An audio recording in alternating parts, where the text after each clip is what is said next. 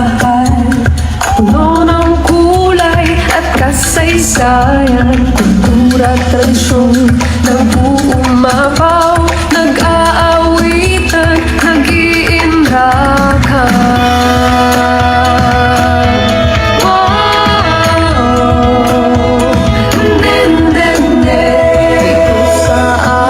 Rahan-rahan laang, pagkain, pasyalan, parikat, tingnan.